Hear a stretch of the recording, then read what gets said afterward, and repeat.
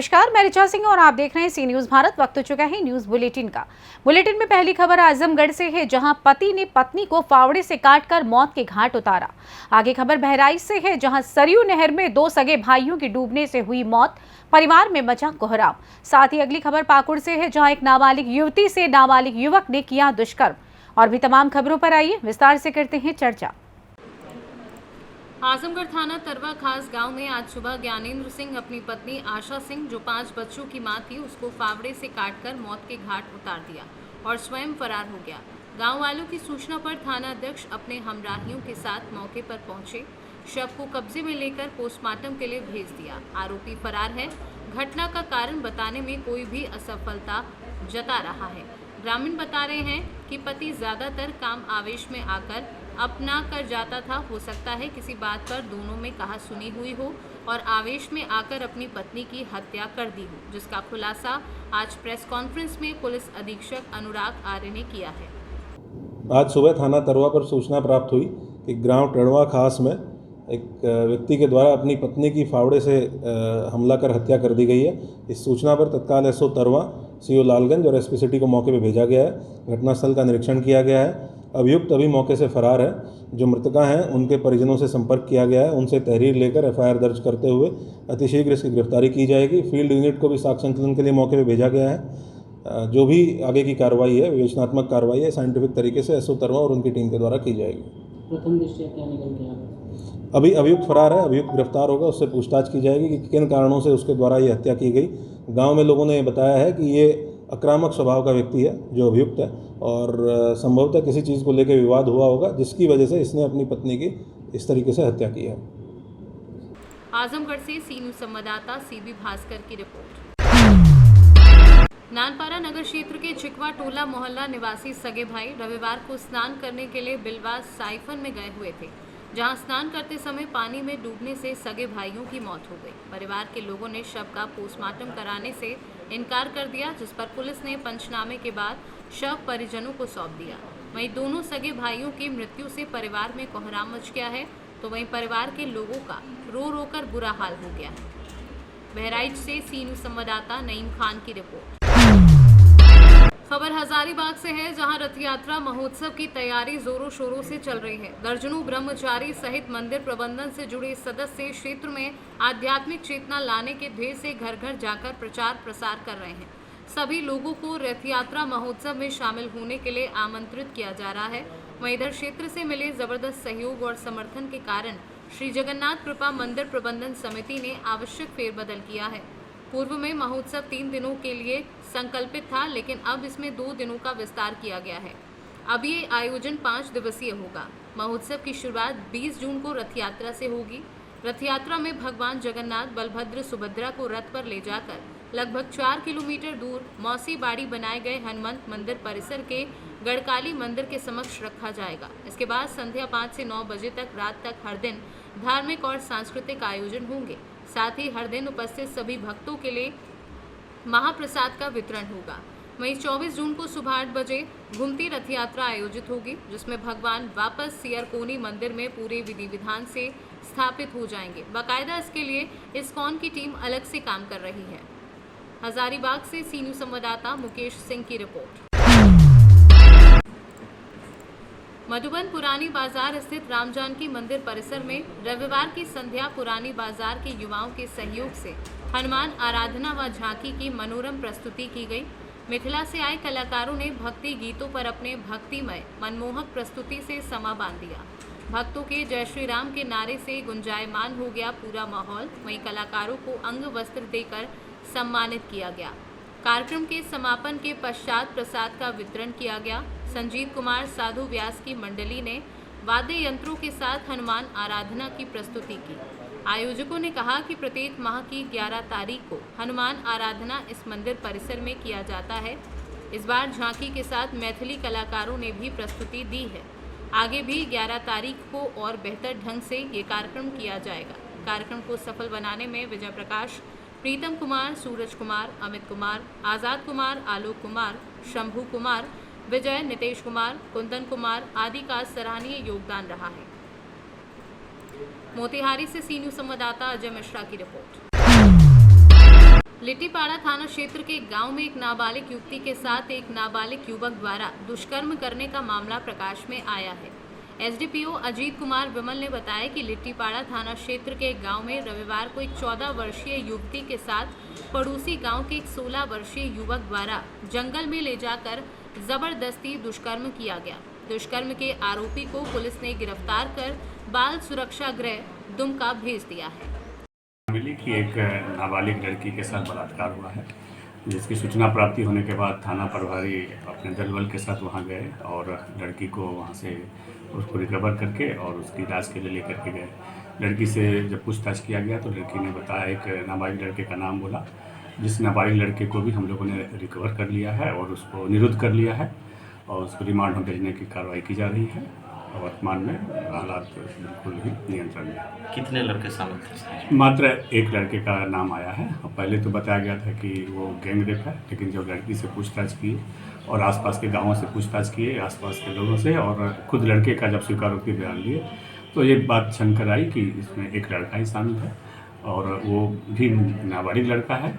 उस नाबालिग लड़के को भी हम लोगों ने निरुद्ध कर दिया है और उसे रिमांड में भेजने की तैयारी किया है। लड़की का हालत कैसे है इस टाइम? लड़की अभी इलाजरत है और खतरे से बाहर है। लड़की बता रही है कि डर से हम घर नहीं गए थे, जिस कारण से बिना खाए पी रहने के कारण वो बेहोश हो गई थी और उसका इलाज चल रहा है। लड़की अब खतरे से बाहर है। पाकुड़ से सी न्यूज संवाददाता प्रशांत मंडल की रिपोर्ट। इंदौर क्राइम ब्रांच लगातार नशे के विरुद्ध कार्यवाही कर रही है, जिसमें अक्सर देखा जाता है कि नशे का कारोबार करने वालों में पुरुष और नाबालिग बच्चे शामिल रहते हैं। मगर इंदौर शहर में अब नशे के कारोबार में महिलाएं भी शामिल होकर नशे का कारोबार कर रही हैं। वहीं क्राइम ब्रांच ने ऑपरेशन प्रहार के तहत कार्यवाही करते हुए 3 थाना क्षेत्र से एक सप्ताह में 3 महिलाओं को लाखों रुपए के अवैध मादक पदार्थ के साथ गिरफ्तार किया है, जिसमें पहला मामला राऊ थाना क्षेत्र का है, जहां मुन्नी बाई नाम की तस्कर को 10 लाख रुपए की ब्राउन शुगर के साथ गिरफ्तार किया था। तो वहीं दूसरी कार्यवाही में चंदन नगर थाना क्षेत्र से रानी बी को 1.5 लाख की चरस के साथ क्राइम ब्रांच ने गिरफ्तार किया है। वहीं पकड़ी गई अवैध मादक पदार्थ की तस्करी करने वाली महिलाओं पर पूर्व में भी कई मामले दर्ज हैं। फिलहाल पुलिस पकड़ी गई महिलाओं से पूछताछ में जुटी हुई है। सर, बात की जाए तो अवैध मादक पदार्थ बेचने वाले कितने लोगों पर कार्रवाई की गई? सुनने में आया है कि महिलाओं की संलिप्तता ज़्यादा पाई है। इंदौर को नशा मुक्त रखने के लिए लगातार हम लोग ऑपरेशन प्रहार के तहत जो अवैध मादक पदार्थ के विक्रेता हैं, जो ब्राउन शुगर, चरस जैसे मादक पदार्थ बेच रहे हैं, उन पर लगातार कार्रवाई कर रहे हैं। इस साल हम लोग लगभग 50 से ऊपर लोगों को पकड़ चुके हैं और अच्छी प्रॉपर मात्राओं के साथ उनको पकड़ चुके हैं। हाल में जो है महिलाओं की संलिप्तता भी सामने काफ़ी आ रही है और मैं देख रहा हूँ इसमें महिला आरोपी भी खूब पकड़े जा रहे हैं, जो कि इसके परिवहन और इसके विक्रय में जो है पूरा साथ दे रहे हैं। इसमें हाल में अभी एक मुन्नी बाई नाम की महिला को पकड़ा गया था, जिससे लगभग 10 लाख रुपए की 106 ग्राम ब्राउन शुगर बरामद की गई है। उसी तरह जो है अभी हाल में एक रानी बी नाम की महिला को पकड़ा गया, इससे लगभग 150 ग्राम चरस बरामद की गई है। इन सबके जो है पुराने रिकॉर्ड भी हैं। मुन्नी बाई पे 20 से ऊपर अपराध दर्ज थे। पहले वो अवैध शराब के व्यापार में संलिप्त थी, उसके बाद वो ब्राउन शुगर के व्यापार में उसने एंट्री कर ली। तो इस तरह से हम देख रहे हैं कि महिलाएं भी काफ़ी संलिप्त पाई जा रही हैं और लगातार कार्रवाई करके जो है नशे के व्यापार को बंद किया जाएगा। सर, इसके लिए कोई टीम गठित करी महिलाओं पर नजर रखने के लिए? सभी तरह की जो है टीमें गठित हैं और जो अलग अलग तरीके से लोगों पर नजर रखती हैं। इंदौर से सी न्यूज संवाददाता सुरेश बैरागी की रिपोर्ट। जहां ग्राफ को देखते हुए कानून को सख्त करने की दलील दी जा रही है, वहीं दूसरी तरफ इसका गलत फायदा उठाने वाले विकृत मानसिकता के धनी बेखौफ आज भी देश में कानूनी व्यवस्थाओं को दरकिनार करते हुए अपने मंसूबों में कामयाब होते दिख रहे हैं। ऐसी ही घटना एक बार फिर इंदौर के एरोड्रम थाना क्षेत्र से सामने आई है, जहां एक युवक अपनी पत्नी, सास और साले की प्रताड़ना से परेशान होकर आत्महत्या करने के लिए मजबूर हो गया। जाते जाते उसने एक सुसाइड नोट भी लिखा और इंदौर के कलेक्टर ऑफिस में टाइपिस्ट का काम करने वाले युवक रूपेश गौहर को दे दिया। वहीं जब इस घटना की जानकारी पुलिस को हुई तो पुलिस ने शव को कब्जे में लेकर पोस्टमार्टम के लिए भेज दिया। पुलिस के मुताबिक रूपेश ने जहरीला पदार्थ खा लिया था, जिसके कारण उसके उपचार के लिए अस्पताल में भर्ती कराया गया, जहां उसकी मौत हो गई। मौत का कारण पत्नी से झगड़ा होने की आशंका बताई जा रही है। इधर मृतक के परिजनों ने बताया कि 31 मई को युवक ने भी जहर खाकर आत्महत्या करने का प्रयास किया था। आपका नाम? राहुल गौहर। राहुल जी, क्या घटना हुई है? हाँ, एक्चुअली मेरे बड़े भाई का स्वर्गवास हो गया है। पिछले 31 मई को उन्होंने सुसाइड करा था और आज उनका सुबह 6 बजे निधन हो गया है। क्या कारण रहा सर सुसाइड करने का? पत्नी से लड़ाई और उनके परिजन से हर बार दबाव। पिछले 1.5 साल में कम से कम 6 से 7 बार दबाव किस चीज़ का दबाव लगा है? कि मारेंगे पीटेंगे ये करेंगे। और हमारे भाई सज्जन थे, मतलब किसी विवाद में पड़ना नहीं चाहते थे। ऑलरेडी वो पुलिस की तैयारी कर रहे थे। वो चाह रहे थे कि किसी प्रकार का कोई केस ना बने। इस वजह से वो कभी ना थाने गए ना कचहरी गए। रुपयों की मांग भी कर रहे थे शायद, ताकि ऐसा भी कुछ जानकारी। अब सर इतना डीप में तो मुझे नहीं पता, वो इंटरनली होगा भैया के साथ। तो सुसाइड नोट भी सर छोड़ के वो गए? हाँ बिल्कुल, सुसाइड नोट छोड़ के गए जिसमें उनके परिजनों के नाम लिखे हुए हैं। अच्छा, क्या लिखा है सर सुसाइड नोट में? हाँ, मैं बता देता हूँ सर आपको। सर अच्छा, करते क्या थे ये, कहाँ पे जॉब हाँ, ये करते थे? कलेक्टर ऑफिस में टाइपिस्ट थे। सर आपका नाम बता दीजिए। राहुल गौहर। इंदौर से सी न्यूज़ संवाददाता सुरेश बैरागी की रिपोर्ट। खबर इंदौर से है, जहां राष्ट्रीय किसान नेता शिव कुमार काका आज अपने 1 दिवसीय दौरे पर इंदौर पहुंचे, जहां इंदौर प्रेस क्लब में पत्रकारों से बातचीत की। दरअसल राष्ट्रीय किसान मजदूर महासंघ के राष्ट्रीय अध्यक्ष शिव कुमार काका 8 जून से 12 जून तक 5 दिवसीय मालवा निमाड़ क्षेत्र के दौरे पर हैं, जहां उन्होंने किसान मजदूर महासंघ संगठन द्वारा प्रस्तावित किसान अधिकार यात्रा एवं इंदौर इकोनॉमिक कॉरिडोर में किसानों की जमीन अधिग्रहण के मामले पर पत्रकारों से चर्चा की। इस दौरान शिव कुमार काका ने कहा कि किसान जोड़ो यात्रा 1 अगस्त से भोपाल से प्रारंभ की जाएगी। इसमें 50 4पहिया छोटा हाथी रवाना किए जाएंगे। आगे उन्होंने क्या कुछ कहा, आइए आपको सुनाते हैं। बैठा है, कमीशन की रिपोर्ट आई नहीं है, सदन में गोलीकांड की रिपोर्ट दे नहीं रहे हैं। वापस का वादा किया था। और प्रकरण आप किसान संगठन क्या कर रहा है? देखिए, हम तो जितनी हमारी हैसियत है निरंतर हम सरकारों से कहते हैं, पत्र लिखते हैं, डीओ लेटर लिखते हैं, ज्ञापन देते हैं, हर साल बरसी मनाते हैं 6 तारीख की। कर्ज माफी को लेकर क्या कहेंगे? कमलनाथ सरकार भी दावा करती है, उन्होंने भी माफ किया, ऋण शिवराज सरकार भी करती है। हाँ जी, तो हकीकत क्या है? हमने ये पूछा नेता प्रतिपक्ष कांग्रेस से कि कर्ज माफी को लेकर आपने क्या किया। हमको मालूम था उन्होंने क्या किया है, हम उनसे ज़्यादा चाहते थे। उन्होंने हमसे कहा कि विधानसभा चुनाव के बाद 6 महीने हमारे चले गए लोकसभा चुनाव में। ओके, 3 महीने हमारी सरकार सिंधिया जी ने अल्ट पुलट कर दी थी, उसको बचाने में लग गए। हमको काम करने मिला 5 महीने का, केवल 5 महीने में हमने 14,600 करोड़ की पहली किस्त कर्ज माफ़ की है। आप RTI लगा लीजिए। दूसरी किस्त हमको माफ़ करना थी, हमारी सरकार गिर गई। उसमें कितने किसानों का माफ? उसमें एक किस्त में लगभग बहुत से किसान आए हैं, उसकी संख्या मेरे पास नहीं है। नहीं, करती रही है शिवराज सरकार भी करती रही है, तो क्या आप इस शिवराज सरकार ने उसके बाद, जैसी शिवराज सरकार आई 2 महीने बाद मध्य प्रदेश के 84 लाख किसान डिफाल्टर घोषित कर दिए गए थे। काका जी, ये सब इतना लंबा वक्त हो गया, कैसे आप देखते हैं? देखिए, किसानों के मामले में सरकारें उदासीन रही हैं हमेशा। मंदसौर गोलीकांड तो अभी का है, मेरे पर गोली चली थी 2012 में बरेली में, 40 राउंड गोली चली थी। एक किसान मुझे बचाने आया, वो मर गया, शहीद हो गया। 2012 से 23 चल रहा है, उसकी रिपोर्ट अभी तक नहीं आई। मंदसौर गोलीकांड में जो मुख्य हीरो था उसको प्रमोशन मिल गया है। क्या नाम था? एसपी था, नाम मुझे याद नहीं रहता आजकल। एसपी थे वहाँ के, मनोज पुष्प, उनको प्रमोशन मिल गया इमीडिएट। तो इसलिए हाँ, अभी तक रिपोर्ट सरकार ने नहीं दी, इस सरकार का निकम्मापन है। आयोग बना देते हैं, कमीशन बनाते हैं। आयोग का मतलब ये होता है कि मामले को रफा दफा करना। मुझे अच्छे से पता है, बहुत बड़ा कांड हुआ था जिसमें 10,000 आदिवासी गोली से मारे गए थे बस्तर में। DP मिश्रा उस समय मुख्यमंत्री थे।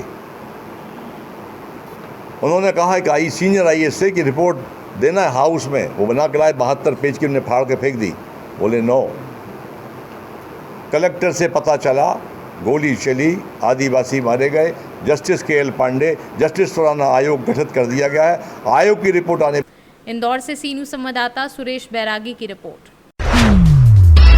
गोवर्धन तहसील के गांव मगोर्रा में गांव के ही कुछ दबंगों द्वारा ग्राम पंचायत की जमीन, जिस पर गांव में हर वर्ष होलिका दहन का आयोजन होता है, साथ ही गांव का मेला भी उक्त जगह पर आयोजित किया जाता है, उसी जमीन पर पक्के निर्माण का कार्य शुरू करा दिया गया है, जिसकी शिकायत ग्रामीणों ने थाना मगोर्रा में जाकर की, जिसे लेकर थाना प्रभारी ने कानूनी कार्यवाही करते हुए उस निर्माण को हटाने की बात कही थी, मगर कई दिन बीत जाने के बाद भी उस पर कोई अमल नहीं किया गया, जिससे परेशान ग्रामीण आज गोवर्धन तहसील परिसर पहुंचे, जहां उन्होंने एसडीएम से मिलकर इस मामले की शिकायत की। वहीं ग्रामीणों ने बताया कि एसडीएम साहब ने उन्हें भरोसा दिलाया है कि वो थाना प्रभारी मगोरा से बोलकर उस अवैध अतिक्रमण को हटवाएंगे। अगर कोई दिक्कत आती है तो वो खुद राजस्व की टीम ले जाकर निर्माण को हटवाएंगे। निगम जी, आप तहसील आए हो, किस वजह से आए हो?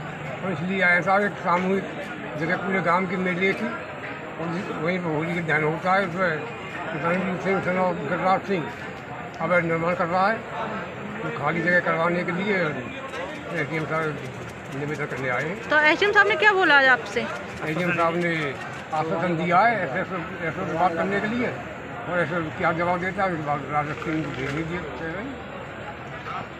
आज आप तहसील में आए हो, एसडीएम साहब से मिले, क्या समस्या को लेके आए हो आप? हम आए, हमारे गांव में जो होलिका दहन होता है ना, होली रखने की जो जगह होती है, उस जगह को अनावश्यक लोग घेर रहे हैं।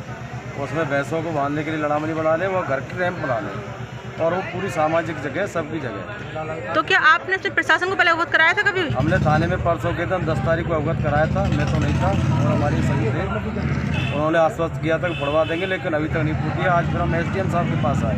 आज आपने एसडीएम साहब से मुलाकात की, एसडीएम साहब ने क्या बोला? से मुलाकात की हमने, उन्होंने संतुष्ट कराया कि मैं एसओ से बात कर रहा हूँ, एसओ से बात करके उसको फुड़वा दूंगा। अगर वो नहीं फोड़ेगा तो मैं यहाँ से राजस्व की टीम भेजूंगा और उसको फुड़वा दूंगा। हमें शांत करा। आगे की कार्रवाई क्या करना चाहोगे फिर इसके बाद? अगर आगे की ये कार्रवाई क्या, हमारी तो सरकारी ज़मीन है, होली की ज़मीन है, प्रशासन से ये गुहार है कि उसको खाली करा दिया जाए और उसकी बाउंड्री हो जाए, और भी बढ़िया बात है। मथुरा से सी न्यूज़ संवाददाता विष्णु शर्मा की रिपोर्ट। फिलहाल न्यूज़ बुलेटिन में बस इतना ही। देश दुनिया की तमाम खबरों की जानकारी के लिए देखते रहिए सी न्यूज़ भारत। हर खबर आपके साथ, आपके हाथ।